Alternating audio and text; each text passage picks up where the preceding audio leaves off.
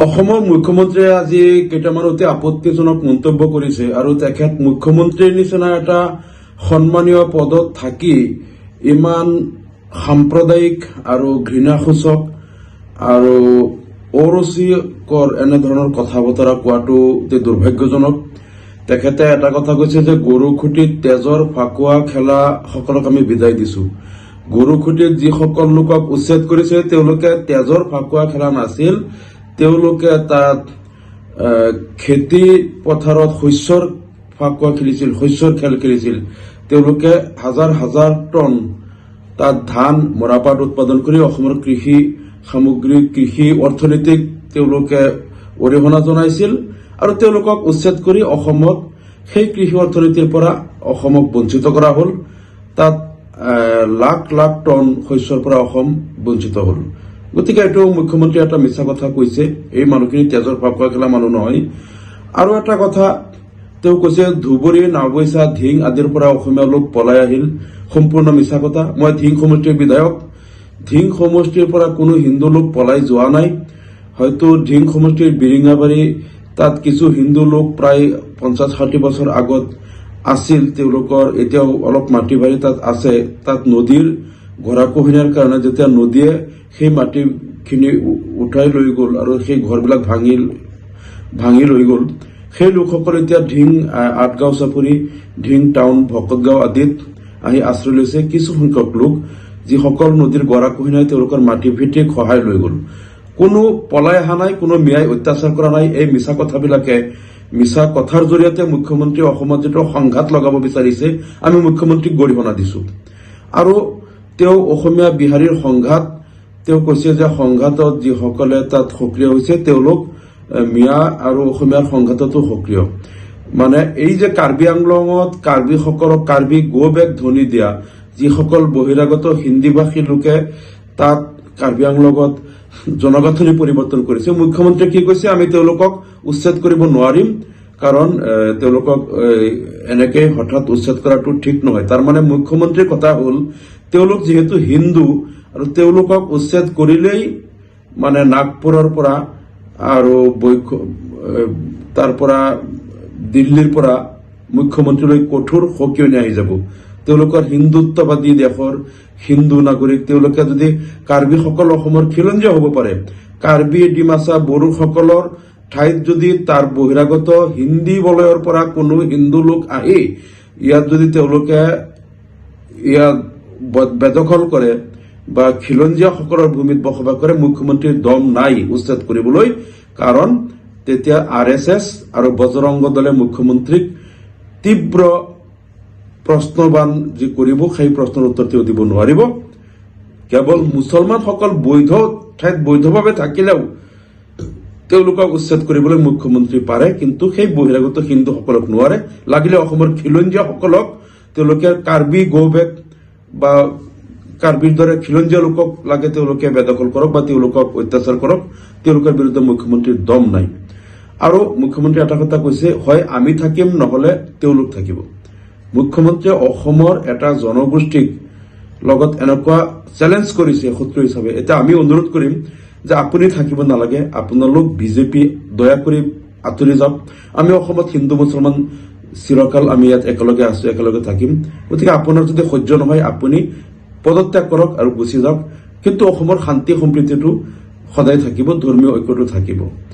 আৰু মুখ্যমন্ত্ৰীয়ে কৈছে যে মুখ্যমন্ত্ৰী হিচাপে তেখেতে কৌশলী শব্দ ব্যৱহাৰ কৰা নাই। তেখেতে কৌশলী শব্দ ব্যৱহাৰ কৰা নাই, কিছুমান মিথ্যা আৰু অতিৰঞ্জিত কাল্পনিক শব্দ ব্যৱহাৰ কৰিছে। এইবিলাক নকৰিবলৈ আমি তেখেতক অনুৰোধ জনাম। আৰু এটা কথা তেখেতে কৈছে যে শংকৰ আজানৰ এখন দেশ নহয়, শংকৰ মাধৱৰ দেশ। এখন শংকৰ মাধৱৰো দেশ, আজান ফকীৰৰো দেশ। মুখ্যমন্ত্ৰী মহোদয়ৰ যদি সহ্য নহয় আজান ফকীৰৰ যিটো সন্মান বা আজান পীৰৰ যিটো শ্ৰদ্ধা, সকলো মানুহৰ অন্তৰত যিটো স্থান, মুখ্যমন্ত্ৰী যদি সহ্য নহয় তেখেতে লাগিলে অলপ ঠাণ্ডা পানী খাওক, খাই নিজকে ঠাণ্ডা কৰক।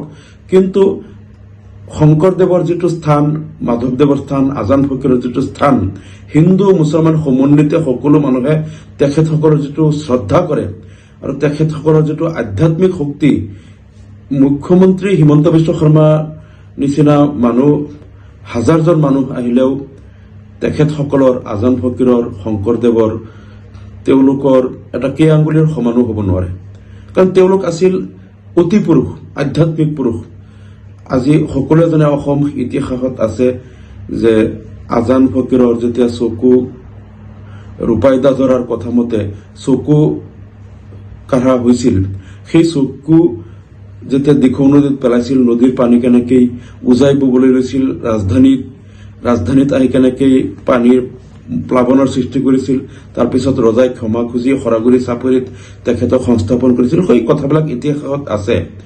গতিকে মুখ্যমন্ত্ৰী হ'ব পাৰে, ক্ষমতা অস্থায়ীভাৱে কিছুদিনৰ কাৰণে ক্ষমতাত থাকিব পাৰে, কিন্তু তেখেতসকলৰ নিচিনা মহাপুৰুষ শংকৰদেৱ, আজান ফকীৰ, এনেকুৱা মহাপুৰুষৰ এটা কিয়া আঙুলৰ সমান আমি নহ'ব নোৱাৰিম। গতিকে ইয়াত অশান্তিত ভুগি কাৰোবাৰ শ্ৰদ্ধা দেখি, কাৰোবাৰ প্ৰতি মানুহৰ অন্তৰত শ্ৰদ্ধা দেখি জ্বলি পৰি লাভ নাই। আমি ভাবো যে মুখ্যমন্ত্ৰীয়ে ইয়াত ঠাণ্ডা পানী খাই বহি থকাই ভাল, কাৰণ শংকৰদেৱ আৰু আজান ফকীৰৰ যিটো ষ্টেটাছ, এইটো তেখেতে এইবিলাক বুজি নাপাব। আৰু এটা কথা কৈছে যে তেখেতে অসমীয়া জাতিটোক ভিতৰৰ পৰা দুৰ্বল কৰি থকা হৈছে, ভিতৰৰ পৰা দুৰ্বল কৰি আছে বিজেপিয়ে, আৰু বিজেপিয়ে এই জাতিটোক থান বান কৰি আছে। গতিকে আপোনালোকক আমি অনুৰোধ জনাম যে ভিতৰৰ পৰা দুৰ্বল নকৰিব। আৰু কৈছে যে শংকৰ আজানৰ দেশ বুলি আমাৰ যুদ্ধটো মানে দুৰ্বল নকৰিব, তেখেতে কৈ আছে। তেওঁলোকৰ যুদ্ধটো অসমীয়া জাতিক থান বান কৰাৰ যিটো যুদ্ধ, এই যুদ্ধটো দুৰ্বল হবই। অসমখন অসমীয়া জাতি কোনো ধৰ্মৰ ভিত্তিত গঢ়ি উঠা জাতি নহয়। ইয়াত সকলো ধৰ্মৰ লোকে নিজকে অসমীয়া বুলি প্ৰাণপণে অসমক ভাল পোৱা সকলৰ জাতি। গতিকে ইয়াত আজান ফকীৰো থাকিব, শংকৰদেৱো থাকিব, হিন্দুও থাকিব, মুছলমানো থাকিব। গতিকে ইয়াত মুখ্যমন্ত্ৰীৰ যিটো যুদ্ধ অসমীয়া জাতিক ধৰ্মৰ ভিত্তিত থান বান কৰাৰ, এই যুদ্ধটো আপুনি বন্ধ কৰক। আৰু আপুনি যিটো কথা কৈছে যে এটা অসমীয়া জাতিৰ খুব সংকটৰ সময়ত আপোনালোকে চৰকাৰত আহিছে, মানে আমি কথাটো এনেকে কম, অসমীয়া জাতিটোক আপোনালোকে চৰকাৰ এটা সংকটৰ সময়ত অসমীয়া জাতিটোক সংকটৰ পৰা হ'লৈ ঠেলি দিছে। গতিকে অসমীয়া জাতি কেতিয়াও সংকটত নাছিল, আপোনালোকে সংকটত পেলাইছে। এতিয়া জাতিটোক আপোনালোকে ধৰ্মৰ ভিত্তিত ভাগ ভাগ কৰি অসমীয়া জাতিটোক থান বান কৰিব লৈছে। গতিকে আপোনালোকে দয়া কৰি আঁতৰি যাওক, অসমীয়া জাতিটোক আগুৱাই যাব দিয়ক। আৰু মুখ্যমন্ত্ৰীয়ে যিটো কৈছে যে দুৰ্ভাগ্যৰ সময়ত আপোনালোকে আহিছে, অসমীয়া জাতিৰ দুৰ্ভাগ্য আপোনালোকে নমাই আনিছে। গতিকে আপোনালোকে জাতিটোক দুৰ্ভাগ্যৰ পৰা উদ্ধাৰ কৰিবলৈ আপোনালোকে ক্ষমতাৰ পৰা আঁতৰি যাওক। আৰু আপুনি কৈছে উবেৰত বহি ফ্লাইঅভাৰৰ তলত যিসকলে পাচলি বিক্ৰী কৰে তেওঁলোকক মানে নামটো সুধিবলৈ তেওঁলোক যদি কোনোবা মুছলমানে যদি উবেৰ চলাই, গাড়ী চলাই, ৰিক্সা চলাই বা ফ্লাইঅভাৰৰ তলত যদি পাচলি বিক্ৰী কৰে, কোনো অসমীয়াৰ একো ক্ষতি হোৱা নাই। ইয়াত অসমীয়া মুছলমান সকলো মানুহেই নিজৰ নিজৰ ব্যৱসায় কৰিব আৰু অসমত তেওঁলোকে জীৱন ধাৰণ কৰিব।